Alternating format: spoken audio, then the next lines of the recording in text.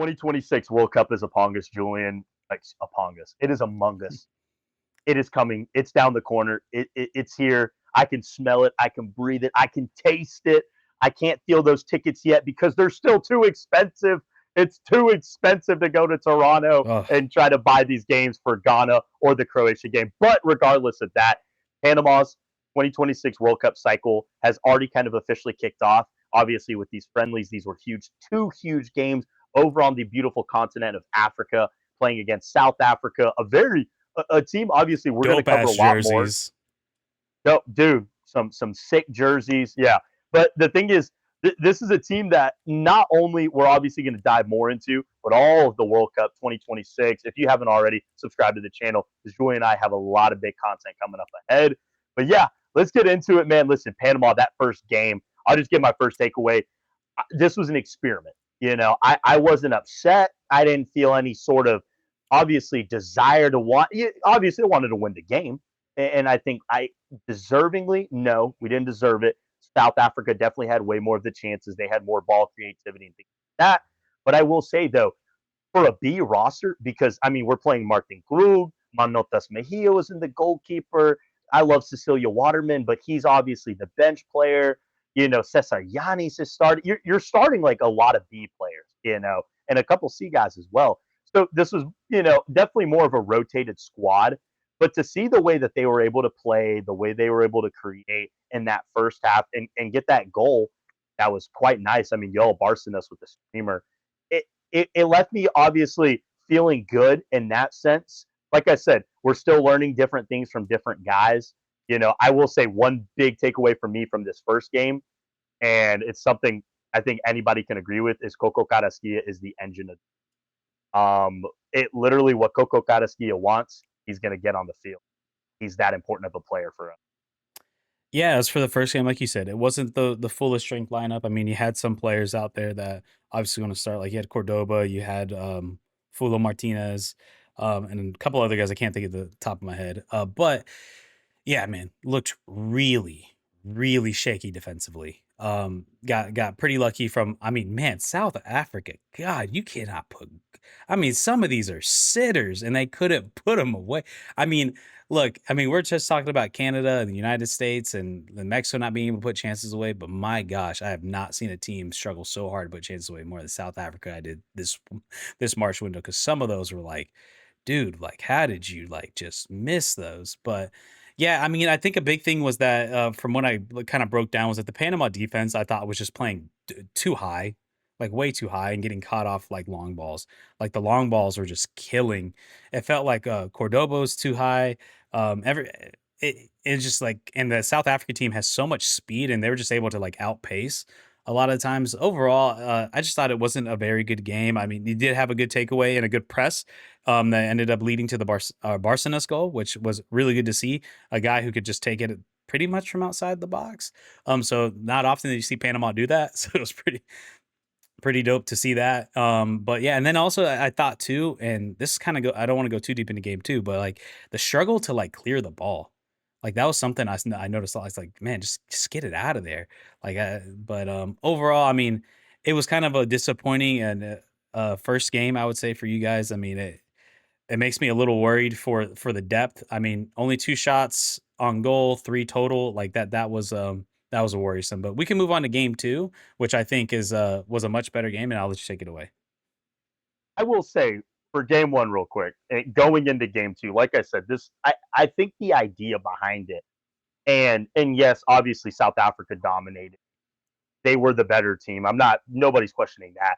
But I think this was more of the idea that Christensen looked at both of these.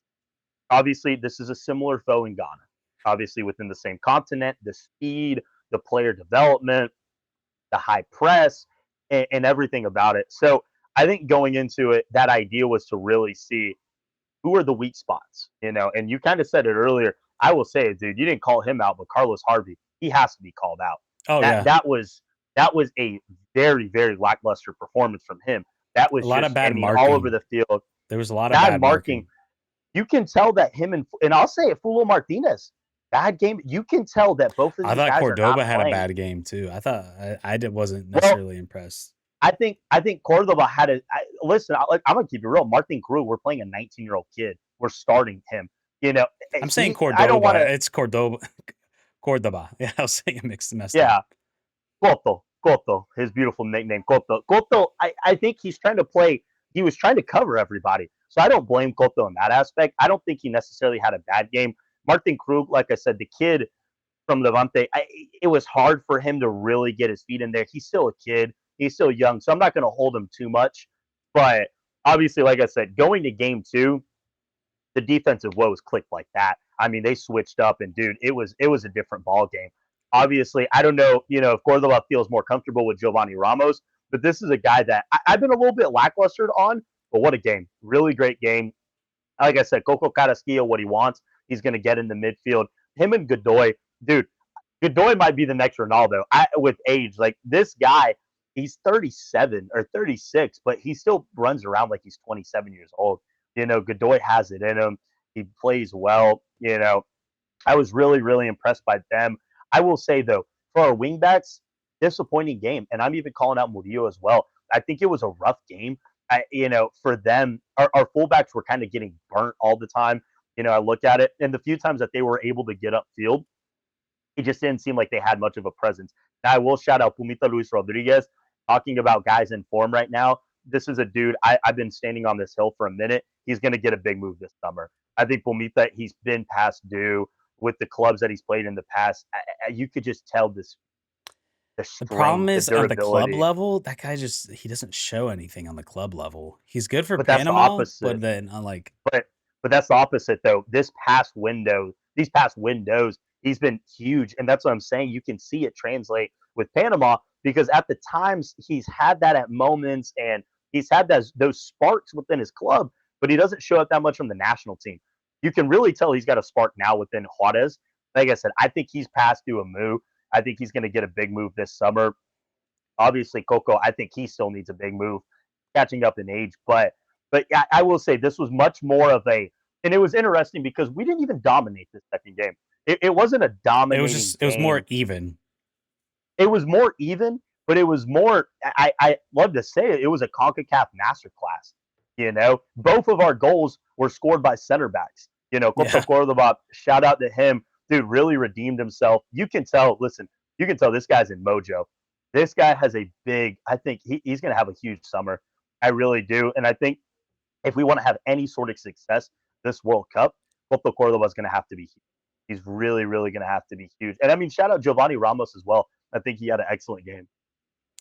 Yeah, obviously, like you said, this was a stronger lineup, and I tell you what, man, the first 15 minutes, you really understand how much of a difference maker Coco is. I mean, it was night and day in the midfield. Like, not just offensively, but also defensively as well. I mean, within the first 15 minutes, he created a chance. He had 3 defensive stops. Like, it was just up and down the field was a complete difference maker. And I think him being in there, like, Fulo Martinez, I think by himself is probably not that great, but with Coco, he's like a way better. I don't know what it is. And the same goes for Godoy. Like I thought Godoy had a really good game. The midfield in general played really, really well. And I think that's part of the reason of why we saw the defense play better. I think having a more defensive minded midfield in front of them that had the quality and played well helped them in the back a lot. Cause I don't even think so. I mean, granted, Carlos Harvey didn't look that good, but I think everybody seemed to play better when the midfield was more stable. And it felt like in that first game, while Christensen was experimenting and trying to see who else he can find and rely on outside of a Coco, it showed how important he ended up being for the team because then the midfield kind of turns into a dysfunction. No one really knows what to do. And it felt like the defensive solidity helped so much more. Fajardo, still ass. Uh, so he missed the open shot of one of the few Oh my, chances he had. I mean, the guy loves whiffing just goals. It's terrible. One thing I dude, will say from the South African side, my God, what a goal. What a banger. That that was a was missile. That was an absolute that missile. was that Oh was. Oh, man. dude, I'm drawing a little bit of a blank. Cuti Mosquera, man. You want to talk about the importance of a Coco Oh, Carrasquilla? yeah, another one, Cuti yeah. Cuti Mosquera. You want to talk about a big move this summer? He's already playing in Saudi Arabia's Premier, obviously the first division. He goes against Ronaldo, Benzema. all these guys over there. Dude, Cuti Mosquera, I can't praise enough how much he saves this. The work rate, the things that he does in those two sticks, Julian. I mean, dude, it's something. It's immaculate. Like you said, we have defensive woes. We have those midfield woes that bleed in, and we'll concede shots. And that's something about I've kind of grown to learn with Panama and being a canalero and supporting this team ever since I was born. Is Panama's never going to have a dull game, whether we're on the offensive side or the defensive side. This is a team that we're on the highlight reel 24/7. We're either catching blows or we're either delivering them suckers because we're going back and forth. And that's something, obviously the team, you can tell they were trading blows with South Africa in both games, especially in that second game where it's like a boxing match, dude. But Cuti Mosquera saves us, man. In that first half, there's easily one or two chances that you're looking at and you're thinking to yourself, like, holy crap, dude. If that was Phil Foden, if that was Antoine Semenyo, these guys are going to score. But Cuti Mosquera comes up huge, man. So like I said, I think he's got a big move. But yeah, I just forgot about him. Really got to shout him out. Yeah, yeah. I mean, yeah, he was a big difference, and that might also help with the defensive woes and being able to manage the defense.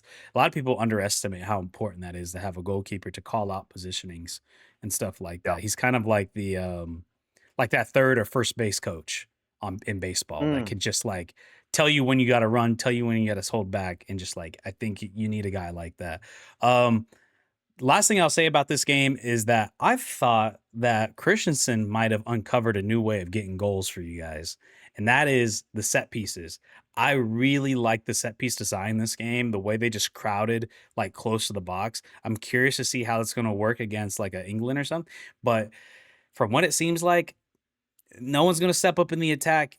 The way you got to get goals is getting bodies in the box on set pieces and getting them in there. And I really liked the set piece strategy coming into this game. I mean, every set piece, crowd the line, crowd the keeper, and it resulted in 2 goals, like pretty much. So I think Christensen may have found his way to get his goals.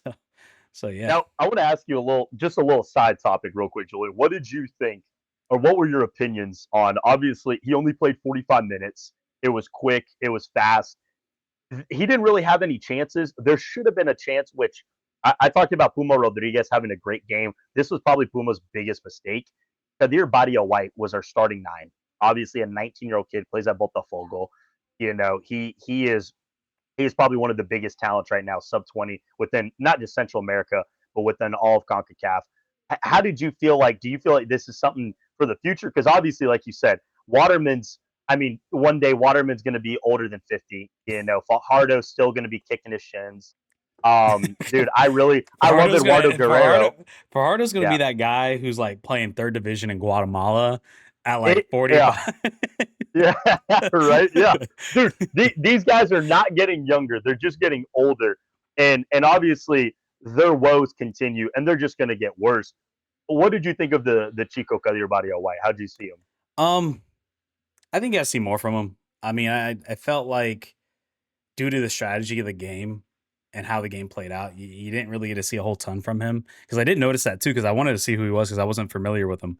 Um, Yeah, but yeah, not too much. I mean, it's his first game, right? I mean, this is the first time I saw him, so look, you got to try what you got third to game. try. Yeah, A third game? Okay, yeah. I missed that. I missed the other ones, but we got to. I think you just give him time. I don't know if he's World Cup ready. Like as much as I like to dog on Fajardo or Waterman, at least those guys have experience and they can do good hold up play. I mean, then again, who knows? Maybe in training. At the end of the day, I'm open to whatever when it comes to the Panamanian like 9 position to see what you got. To me, I think it's still like whoever's got coming out of training, maybe that final June window. I think that's really going to be his last chance to really stick out because I don't know. Knowing Christensen, he's very, very. What's the word? He's just very. I guess for lack of a better word, scared to kind of like play a lot of young guys. So I'm kind of worried about I think that he's going to end up playing a Waterman or Fajardo, which may or may not be the good choice. I don't know. To me, I think it's still open. I think there's still opportunity. If he can come out of that June window looking at least better than Fajardo and Waterman, I think you have to start him. So I think this is kind of his last like those games I think are going to be make or break for him, at least for this World Cup. Obviously, the future's way ahead of him as long as he continues to improve and get better. So, yeah, it's kind of where Yeah. I'm at right now. I'm kind of like, didn't really see too much, so I just kind of want to see more. I think the Brazil game might be interesting. Um, Kind of get a little bit more involved into the game, fight for the ball. I agree with you. That being like kind of, Because one is he thing, going to catch that plane ride? real quick, Go ahead. as much shit as I give Fajardo, at least he goes for the ball. Maybe he shouldn't, but he I goes mean, he goes he doesn't he's not Fajardo doesn't just sit there, you know what I mean? Like he yeah. tries to like get involved in the game. That's the word to use. So Fajardo sometimes when I look at him play, it's like a chicken with his head cut off. I mean, he's running all around the field. yeah, He's chasing people down. He may he's not be trying chasing the to be guy. involved. That's He what I'm saying. yeah, he may not be chasing the guy with the ball, but he's chasing somebody down. You know what I'm saying? He might be chasing the coach down. I don't know. But the thing is, like you said, I will say for Kadir, big young talent, love him, dude. I think everything that he brings, not just that, but a little bit off the field, he's a really devoted Christian. I think it's beautiful what he does. He's a big family guy. I saw videos where he was giving a lot back to his old neighborhood in Panama, with obviously him playing at Botafogo and having a good salary and things like that. So, I think the kid's awesome.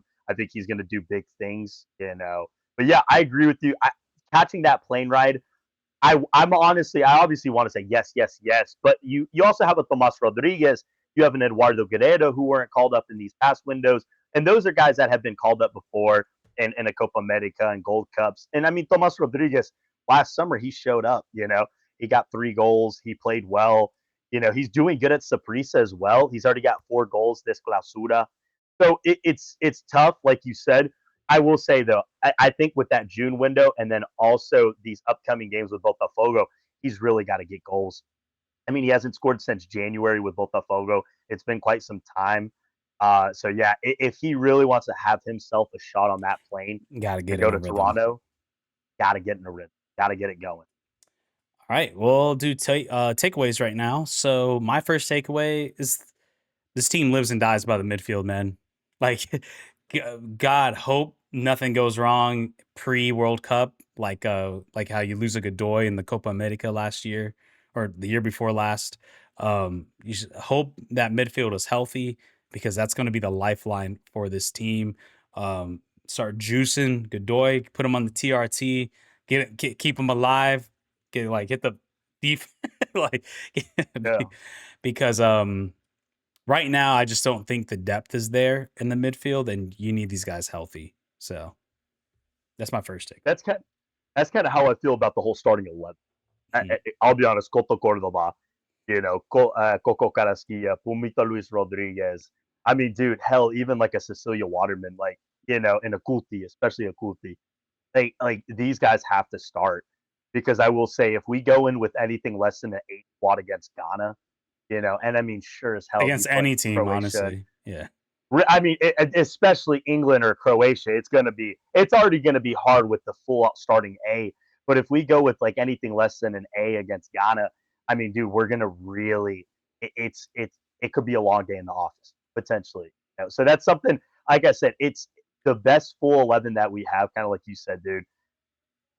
It gives us our best chance. It gives us the best fight. It gives us the best. Like I said, it gives obviously like any team, and I know that sounds just stereotypical to say like the best opportunities, but it really is, dude. Like I said, what Coco Carrasquilla wants, he gets in the mid. But yeah, I like that take. My take, I will say, overall grade of this window for Panama, rating the March window, I'll give it a B plus. I think it was good. I think being able to find out different pieces, kind of with Kadir, is kind of how I feel a little bit with Martin Krug, or kind of like how you felt about him. Is kind of the way I see Krug. Young kid. I think he's got the future ahead of him. I think he's going to be big for our team, but just not right now. I think we already have pieces in the defensive line with the Roderick Miller, who's strong. Obviously, Giovanni Ramos showed his talent. Coto Cordova, Harvey, Farinha wasn't even called up this window. Andrade. So I think we're already solidified defensively who we're going to take. Obviously trying out with the midfield and the forwards and looking at different roles. a Yoel Barcenas, a Ismael Diaz potentially off the bench. These are guys that could change the game. They could impact. We saw. So I will say it was an overall B window for me. We were able to see some things, but kind of like you said, dude, there are still, I will still say though, as much as like a physical team and a tough, battle tested team can be, speed kills. And we were able to see some of these guys. I will say this, dude, love them to death, but if Fidel Escobar, if this game's showed us anything about these players, it really showed us that Fidel Escobar cannot start any of these games in this World Cup. Yeah, I would say my three takeaways. I'll just rattle them off real quick, and then I'll give my grade. One, you got to find a center back pairing, a consistent one. Like, I think going into you gotta Christensen's got to find that guy he wants to put next to Cordoba. You got to find it, whether it's Harvey, whether it's Escobar, whoever it might be, Andrade, like whoever he's got to find a consistent like duo there or trio, however they're going to line up. Um, Christensen, I think, may have found his goals. I think he's going to continue with that set piece strategy. I think it seemed to work. I think he liked what he saw from there. And then lastly, kind of what you said, there's a serious depth problem. So you need nothing like you need you need your full 11. Like quite everybody needs to stay healthy because I'm have a lot of concerns about the depth across every level of the field, whether it be the goalkeeper, the defenders, the midfielders, or especially the attack. So overall, I would give the a grade. I'd probably go C plus. Um, I think I C think plus. yeah, because I I think think that's being harsh, dude. We won yeah, a game and drew a game. That's but you 4 points. I think it's bare minimum out I'm of gonna go C. C plus because of that second game, but I have to bring it down because the first game really was a little troublesome, and then I also come out of this like, what did we learn, or who did we? And I don't know if we necessarily learned anything yet. It seems like we've learned that I guess you live and die with who you have, and this is what you got to go with. I think so.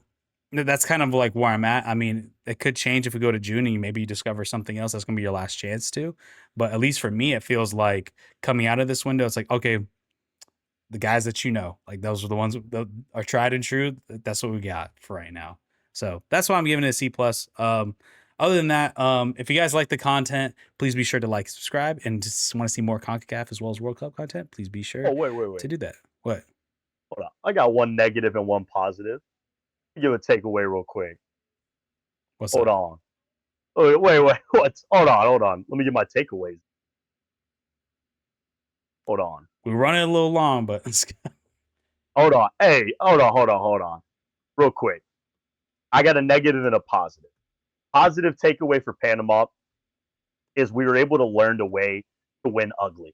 A lot of times couldn't do that in the it's past. true. There were so many games, it felt like they played so beautiful and they played strong and they played great, but they were able to find a way to win that second game. Wasn't the prettiest, wasn't the most convincing, it wasn't the flashiest, but they were able to win. That's going to be huge in this upcoming World Cup. Negative, I will say, kind of like you said a little earlier, it's still a lot of these same guys. I was looking at 2022 World Cup highlights qualifier for Panama. Celia Waterman, Cesar Yanis, Fajardo, Diaz. A lot of these same guys. It's still that old guard. I know this will kind of be that last push, but I'm still saying it for this World Cup. We need young guys. I want to see not the full team be a young team, but we got to get a little bit of a mixture in there. And I think guys like a Kadir, obviously a Cordoba, who we're kind of starting to see come back now. Guys like that are going to change the dynamic of this team. They're important to have. All right. Well, Will got his final thoughts out there. So if you guys are following That's it. Panama, be sure to follow Will. So, anyways, like I said, if you want to Yep. see more content just like this, please be sure to like, subscribe, and we'll see you in the next one, guys. Peace out, everybody.